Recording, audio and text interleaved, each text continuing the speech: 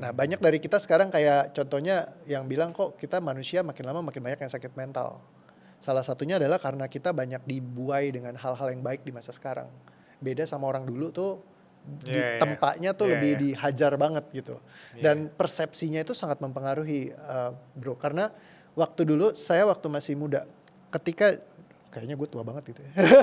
Ketika waktu masih kecil, mama papa itu selalu bilang kalau misalkan orang tua itu sayang sama kamu, kalau sampai mereka marah, mereka mukulin, itu bukan karena kamu sembarangan, pasti ada alasannya. Dan itu untuk mengkoreksi supaya kamu baik. Jadi kayak kalau mereka masih marahin artinya mereka masih sayang dan masih cinta, masih peduli, ya kan? Dan dikasih dalilnya kalau di keyakinanku ada hukumlah anakmu dengan rotan karena rotan tidak membuatnya mati tetapi ketidaktahuan membinasakan dia. Jadi supaya kamu nggak binasa mungkin kamu perlu dirotan, bukan berarti mama papa rotanin terus, enggak. Cuman ya buat kalian tertentu kalau perlu dirotan, perlu dipukulin untuk koreksi dan supaya kamu tahu mana salah malah enggak, itu ya perlu dilakukan. Nah jadi setiap kali aku dipukulin sakit, marah, kesel. Tapi di sini kepikiran ya mau gimana lagi, namanya gue salah ya kan, orang tua gue juga buat mengoreksi supaya gue benar. Artinya mereka masih peduli sama aku dicintai. Nah, jadi dicintai ya. Tapi kalau sekarang narasinya lain. Keluarga itu harusnya ideal, nggak boleh parenting VOC, nggak boleh ada orang tua mukulin, itu namanya nggak bener. Namanya orang tua main tangan segala macam, itu orang tua NPD, narsisistik, nggak bener, ya kan, toksik keluarganya. Nah begitu dipukulin, program yang muncul kalau tadinya dicintai, kalau sekarang dipukulin, program orang tua toksik, keluarga yang nggak bagus, keluarga gue hancur nih, gue diginiin, gue diperlakukan kayak gini, jadi korban. Akhirnya setiap hari, kok aku nggak seperti keluarga lain yang di buku-buku itu bilang harusnya begini, ataupun di podcast-podcast itu bilangnya begono. Aku nih hancur banget sih, hidupku tidak berharga, aku tidak dicintai sama mereka. Beda banget sama yang di sini, makin digebukin, wah makin peduli nih keluarga gue gitu. Nah jadi dari set yang memang kita secara di sekarang sosialisasinya lebih banyak ke arah parenting tuh harusnya bagus, baik, apa segala macam yang bening-bening gitu, malah justru orang banyak men-set ekspektasi. Dan saat ekspektasi tidak sesuai sama kenyataan, di situ emosi muncul. Jadi akhirnya banyak orang yang terjebak dengan beban emosi, ketidakpuasan, karena all expectation yang hidup tuh harus balance, semuanya harus bagus, kehidupan harus adil, tapi ya akhirnya jadi malah kita terbebani sendiri sama semua rules-rules itu. Apakah itu yang bikin Gen Z dikit-dikit healing?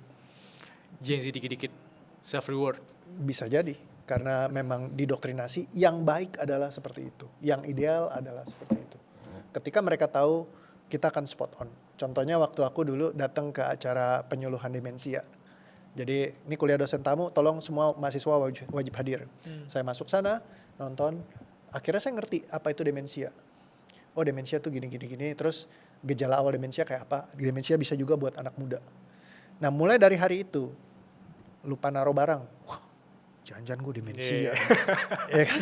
Terus lupa nama orang, aduh demensia nih. Terus kayak lupa, abis ini tas gue mau ngerjain apa sih? Wah kelupaan, waduh gila, aduh demensia nih. Jadi kayak akhirnya semua yang aku spot on kelihatannya jadi demensia. Nah ini kalau kita nggak ngerti cara beresin ya jadi ngeganggu terus-terusan tuh. Jadi semakin kita tahu masuknya namanya prior update kalau misalkan di neuroscience.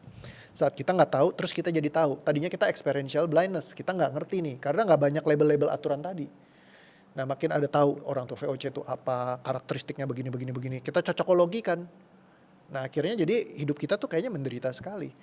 Pernah mungkin Bro Bilal yang teori mobil merah tuh kan pernah dibahas banyak ya. Jadi kayak ketika kamu lihat mobil merah, misalkan setiap mobil merah kamu dapat tambahan 500.000 misalnya. Jadi kamu kan lihat mobil merah lebih banyak. Benar. Tadinya nggak lihat mobil merah kan. Nah kita tuh diupdate dengan mobil warna-warni. Kayak rainbow car theory nih. Ya aku bilang misalnya, bro tau gak kalau mobil hitam itu kalau kamu parkir barengan, itu sialnya bisa nambah 2 kali lipat. Oh kamu begitu ini, mobil hitam hati-hati jangan deket-deket, ya kan? Mobil hijau sering buang sampah sembarangan, hati-hati dilemparin botol. Mobil hijau harus hati-hati dilemparin. Mobil putih sering ngerem mendadak. Kalau mobil warna kuning misalkan itu sering putar balik sembarangan, ya kan? Mobil warna biru lawan arah. Tadinya kita cuma mau ke puncak naik mobil.